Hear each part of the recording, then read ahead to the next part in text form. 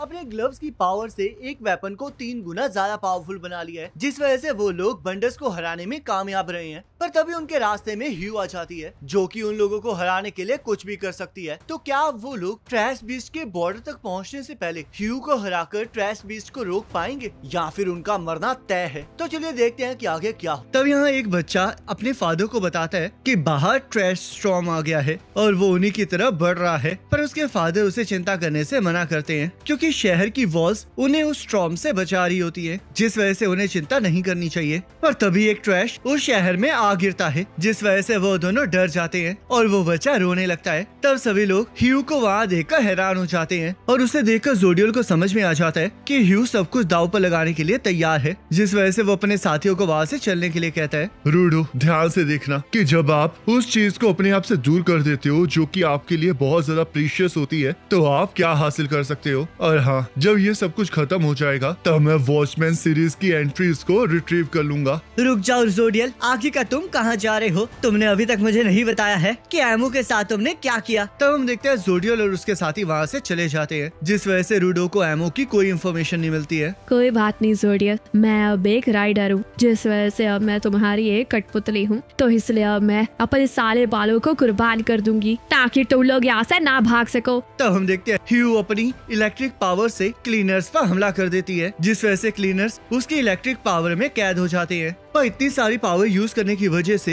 ह्यू को खुद भी तकलीफ हो रही होती है। तब यहाँ फू जोर जोर से रो रहा होता है। वो लोग मुझे पीछे छोड़ गए क्योंकि मैं कुछ नहीं कर पाया, और ये सब कुछ इस वजह से हुआ है क्योंकि उन्होंने मुझे कोई ऑर्डर नहीं दिया। मैं उन 2 न्यूबीज से भी ज्यादा होपलेस हूँ, जिस वजह से ज़ोडियल अब मुझे कोई भी ऑर्डर नहीं देगा। अब मैं इस दुनिया में बिना गाइडेंस के अकेला पड़ गया हूँ, जिस वजह से मुझे इस चीज से नफरत है। तभी अचानक से फू को अपनी दूसरी पर्सनैलिटी की आवाज आने लगती है। तुम तो सच में बहुत बेकार हो और तुम मेरे बिना कुछ नहीं कर सकते, तो इसलिए अब मुझे खुद पर कब्जा करने दो ताकि मैं सब कुछ संभाल सकूं। और अगर हम लोग सच में यहाँ पर अकेले रह गए हैं तो मैं तुम्हें यहाँ से बाहर ले जाऊंगा। तो यहाँ वो ट्रैश बीस्ट बॉर्डर की तरफ बढ़ता जा रहा होता है और ज्यादा पावर इस्तेमाल करने की वजह से ह्यू के बाद जलना स्टार्ट कर देती है। पर अभी भी वो रुक नहीं रही होती, क्योंकि उसे ट्रैश बीस्ट को बॉर्डर तक पहुँचाना होता है ताकि क्लीनर्स मर सके, जिस वजह से वो अपना सब कुछ दाव पर लगाने के लिए तैयार होती है। तो ये देखकर रियो को भी समझ में आ जाता है कि ह्यू अपनी पावर को 2 मिनट से ज्यादा इसलिए इस्तेमाल नहीं कर पाती थी क्योंकि उसके बाल इससे ज्यादा पावर को और ज्यादा नहीं झेल सकते थे। पर अब वो और ज्यादा ताकतवर हो गई है, जिस वजह से रियो को लगने लगता है कि उसे ह्यू को पहले ही मार देना चाहिए था। पर अब वो ऐसा नहीं कर सकती क्योंकि इलेक्ट्रिक करंट की वजह से वो बिल्कुल भी मूव नहीं कर पा रही है। तब सभी लोग देखते हैं कि रूडो बहुत ज्यादा हिम्मत करके आगे बढ़ रहा है। रुको जरा, आखिरकार तुम आगे कैसे बढ़ रहे हो? मैंने अपने प्रीशियस चीज को अबेंडन करके ये पावर हासिल की है और इसके अंदर तुम्हें फंसाया है, तो आखिरकार तुम आगे कैसे बढ़ पा रहे हो?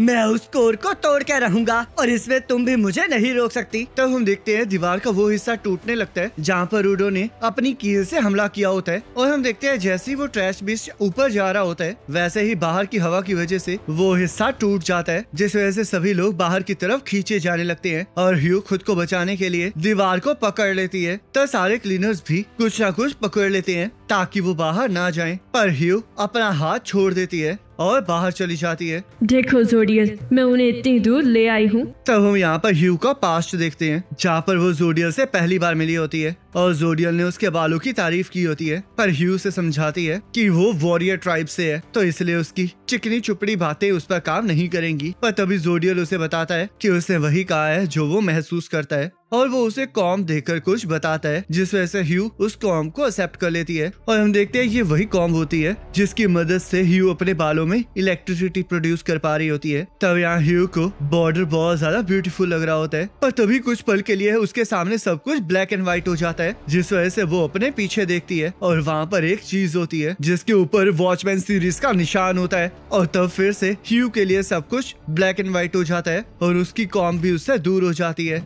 ज़ोडियल, मुझे तुम्हें ये बताना ही होगा, जब आप बॉर्डर को क्रॉस करते हैं तब आपसे वो सब कुछ छीन लिया जाता है जो आपके लिए प्रीशियस होता है, और जो चीज बॉर्डर पर है वो वॉचमैन सीरीज की है। तब यहाँ इंजन सभी को कुछ ना कुछ पकड़े रहने के लिए कह रहा होता है ताकि कोई भी बाहर ना जाए, और बाहर देखकर रूडो को लगने लगता है कि अगर ऐसे ही चलता रहा तो वो लोग बॉर्डर को क्रॉस कर लेंगे। पर तभी उसे बाहर सब कुछ ब्लैक एंड व्हाइट दिखाई देता है, जिस वजह से रूडो को कुछ समझ नहीं आता और एंजिन जांका और गीता के बारे में पूछने लगता है। सभी लोग उस इलेक्ट्रिक इलेक्ट्रिक शॉक की वजह से बहुत ज्यादा एग्जॉस्ट हो चुके हैं, जिसका मतलब ये लोग ज्यादा देर तक नहीं टिकने वाले। तो इसलिए हमें किसी भी तरह बॉर्डर क्रॉस करने से पहले इस ट्रैश बीस्ट को रोकना ही होगा। क्या मुझे अब इस चीज का इस्तेमाल करना चाहिए? तो सभी लोग देखते हैं कि गीता और जांका अभी भी वहाँ पर होते हैं और वो लोग धीरे धीरे उस होल की तरफ बढ़ रहे होते हैं, जिस वजह से इंजन गीता को रोकने लगता है और समझाने लगता है कि अगर वो ऐसे आगे बढ़ती रही तो वो बाहर चली जाएगी। पर गीता को कुछ समझ नहीं आ रही होती और वो जांका की तबीयत के बारे में पूछने लगती है। तब ब्रो को याद आता है कि गीता उड़कर बाहर नहीं जा सकती और तब गीता ब्रो से पूछने लगती है कि आखिरकार वो कितनी दूर जा सकती है, जिस वजह से ब्रो उसे बताता है कि वो 3 से ज्यादा बार नहीं कूद सकती। और हम देखते हैं गीता 3 बार कूदकर अपने वाइटर इंस्ट्रूमेंट को एक्टिवेट कर देती है, जिससे कि वो एक बड़े से मॉन्स्टर में कन्वर्ट हो जाती है और रूडो ये देख के हैरान हो जाता है। तब गीता अपनी पीठ की मदद से उस हॉल को सील कर देती है, जिस वजह से अंदर का प्रेशर नॉर्मल हो जाता है और इंजन गीता की तारीफ करने लगता है। तब वो सभी लोग उस ट्रैश बीस्ट के कोर को तोड़ने के लिए तैयार हो जाते हैं और यहाँ ज़ोडियल देखता है कि ट्रैश स्टॉर्म खत्म होने का वक्त हो चुका है। मुझे ये समझ नहीं आ रहा ज़ोडियल कि आखिरकार तुम्हें कैसे लगा